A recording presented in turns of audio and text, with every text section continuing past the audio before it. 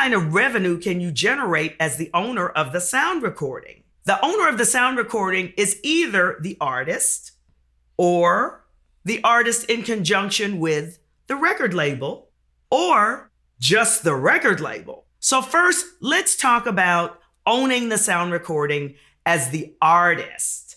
The sound recording is that collection and selection of music that you now own the copyright to. You may not necessarily have written the songs on the recording. Let's say you made a recording of cover songs.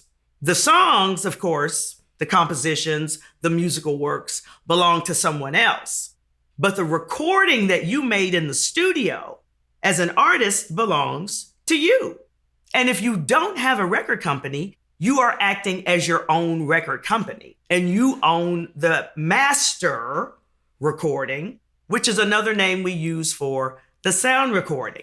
So now that you own your own master sound recording, how can you make money with it? Well, the easiest and simplest way is to sell it. You can sell your sound recording as a physical product. And people still listen to and buy physical products, by the way. As a matter of fact, vinyl sales are growing every single year. Some people still like CDs. And believe it or not, there are places that still listen to cassettes. I just happen to have a double cassette player myself. So with that in mind, you can still sell physical products. You set the price, you determine where the physical product is going to be sold. You can sell it on your own website. You can sell it through your fan page. You can sell it through what we call a distributor or an aggregator.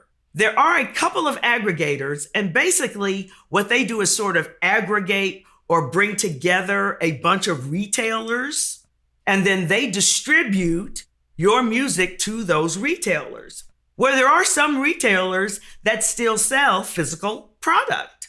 In order to find one of these aggregators, you basically just go to our good friend, the internet, and search digital or music distributors. Not only can you sell your physical product through an aggregator who specializes in that, you can sell it once again on your website or your fan page. You can sell it as merchandise at your shows. And if you're really on a promotion streak, you can give your physical products away. So it's entirely up to you what you do with the physical product once it's manufactured. And not only that, but to find a physical product manufacturer, just go online and search CD or vinyl manufacturers.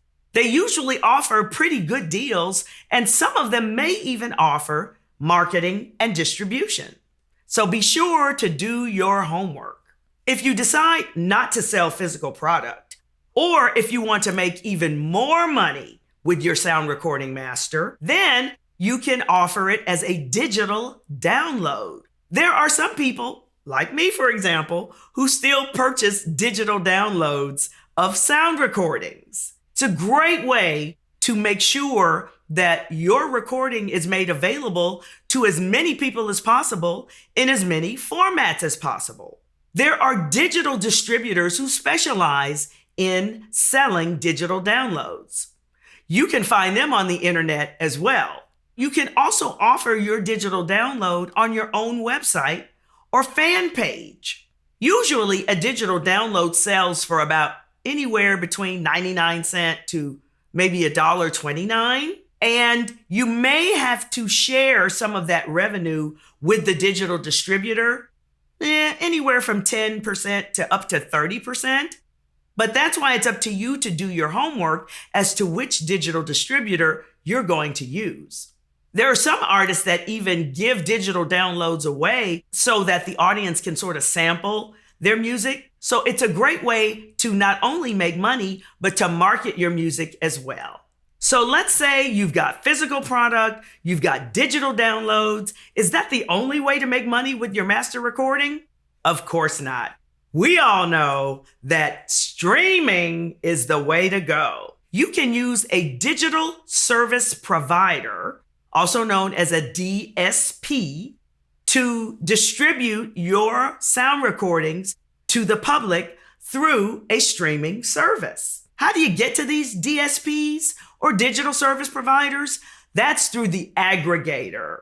Most of them won't take your music directly. You'll have to have that aggregator as an intermediary. But once you upload your music to the aggregator, they will then distribute it to all of the DSPs that are possible. And then that way, you'll have maximum coverage and will be able to reach the maximum number of people.